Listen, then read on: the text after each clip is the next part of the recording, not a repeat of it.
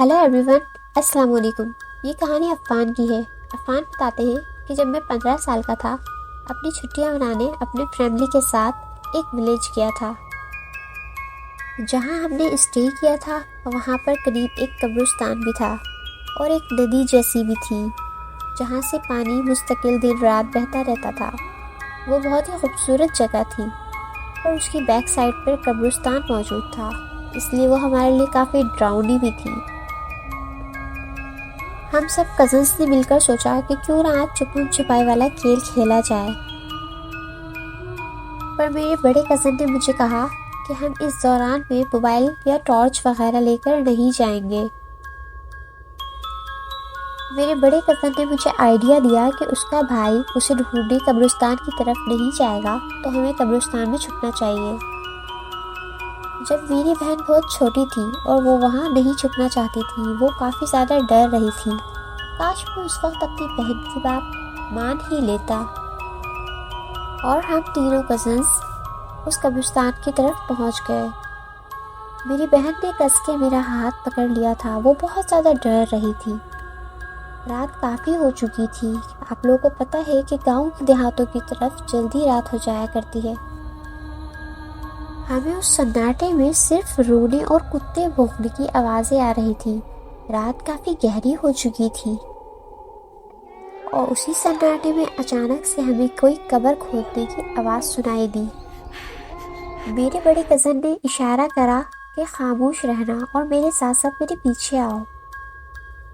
ہم دونوں بہن بھائی اس کے پیچھے پیچھے چل دیے اور ہم نے آگے جا کے دیکھا کہ ایک بوڑھا آدمی بہت جلدی تیزی سے قبر کھود رہا ہے، اپنے ہاتھوں سے پوری مٹی اٹھا کے پیچھے پھینک رہا ہے اور وہ قبر کھود رہا تھا۔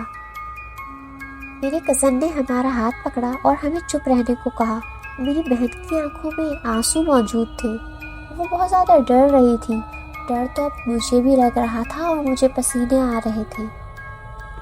ہم وہاں سے نکلنے ہی والے تھے کہ اچانک میری بہن کسی کھڈے کی وجہ سے وہاں گر گئی اور اچانک اس نے رونا شروع کر دیا، جس کی وجہ سے اس آدمی نے ہمیں دیکھ لیا۔ وہ اچانک پیچھے مڑا اور زور زور سے ہنسنے لگا۔ میری بہن کو اب چوٹ بھی لگ چکی تھی، اس کے پیر میں سے خون آ رہا تھا، اس کا پورا گھٹنا بری طرح چھل چکا تھا۔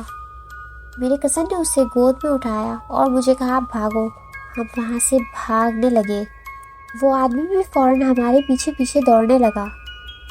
پھر وہ آدمی دوڑتے دوڑتے کافی تھک گیا اور وہ وہیں رک گیا اور زور زور سے ہنس کر ہمیں دیکھ رہا تھا۔ ہمیں گھورے جا رہا تھا، ہم بہت ڈر گئے تھے۔ ہم تیزی سے بھاگ رہے تھے پر وہ آدمی بھی تیز ہمارے پیچھے ہی بھاگتا ہوا آ رہا تھا۔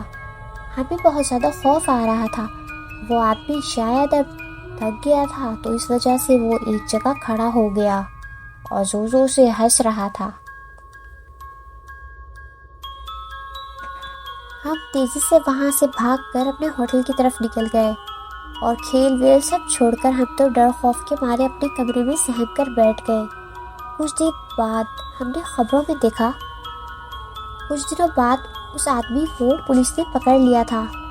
وہ آدمی مرے ہوئے شریروں کے ذریعے ڈرگز سپلائی کرتا تھا۔ وہ پہلے بھی کئی دفعہ جیل جا چکا تھا مگر کسی طریقے سے وہاں سے بھاگ نکلتا ہے۔ اگر وہ اتنا بوڑھا آدمی نہ ہوتا تو شاید آج ہمیں بھی پکڑ کر وہ ہمیں مار دیتا اور ہمارے آرگنز بیچ دیتا۔